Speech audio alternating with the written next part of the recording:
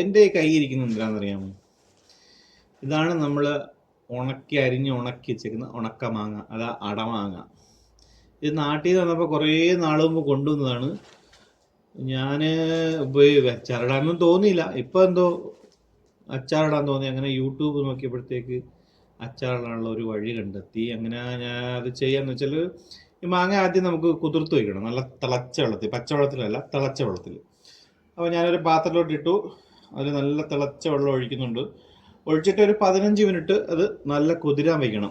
15 minute.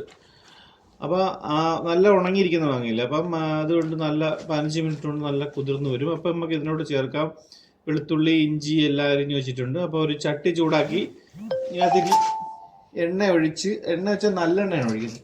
നല്ലെണ്ണ ഒഴിച്ച് ചൂടാകുമ്പോൾ സാധാരണ നമ്മുടെ ഇതുപോലെ കടുക് ഇടുക. കടുക് ഇട്ടിട്ട് കടു പൊട്ടി വരുന്ന സമയത്ത് നമ്മൾ നേരത്തെ അരിഞ്ഞു വെച്ചേക്കുന്ന ഇഞ്ചി വെളുത്തുള്ളിയില്ലേ, അതും ഇട്ട് നന്നായിട്ട് വഴറ്റിയെടുക്കുക. ഒരുപാട് മൂപ്പിക്കരുത്, കരിഞ്ഞു പോയരുത്. കരിഞ്ഞു പോയി കഴിഞ്ഞാൽ നല്ല കയ്പായിരിക്കും. തീ ഒരു മീഡിയം ഫ്ലെയിം വെച്ചിട്ട്, മൺചട്ടി ആവുകൊണ്ട് ആദ്യത്തെ ചൂടായി കഴിഞ്ഞാൽ പിന്നെ നല്ല ചൂട് നിൽക്കും അതിനകത്ത്. അപ്പോൾ അതൊരു മീഡിയം ഫ്ലെയിമിൽ വെച്ച് നന്നായിട്ട് വഴറ്റി ഇതിനകത്തോട്ട് ഇനി നമുക്ക് നമ്മൾ എടുത്ത് വെച്ചിരുന്ന കറിവേപ്പില, കഴുകി വെച്ചിരുന്ന കറിവേപ്പില അതും കൂടെ ചേർത്തിട്ട് അത് നന്നായിട്ട് വഴറ്റിയതിന് ശേഷം ഇനി നമുക്ക് ഇതിനകത്തോട്ട് പൊടികൾ ചേർക്കാം. ഒരുപാട് പൊടികളൊന്നുമില്ല.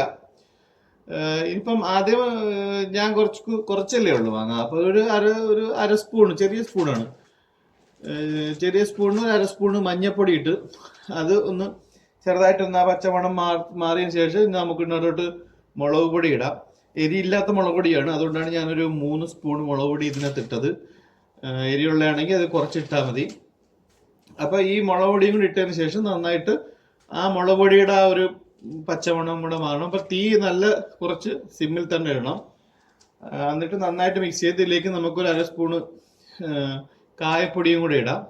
കായപ്പൊടിയും കൂടി ഇട്ടതിന് ശേഷം നമ്മൾ നേരത്തെ കുതിർത്ത് വെച്ചേക്കുന്ന മാങ്ങ ഉണ്ടല്ലോ, ആ മാങ്ങയും ആ വെള്ളവും കൂടെ അതിനകത്തോട്ട് ഒഴിച്ചതിന് ശേഷം നന്നായിട്ട് ഇളക്കി. ഒരുപാട് വെള്ളം ഒഴിക്കരുത്, ചെറുതായിട്ടൊരു ലൂസിന് ഇരിക്കുന്നതൊക്കെ വെള്ളം ഒഴിക്കാവൂ.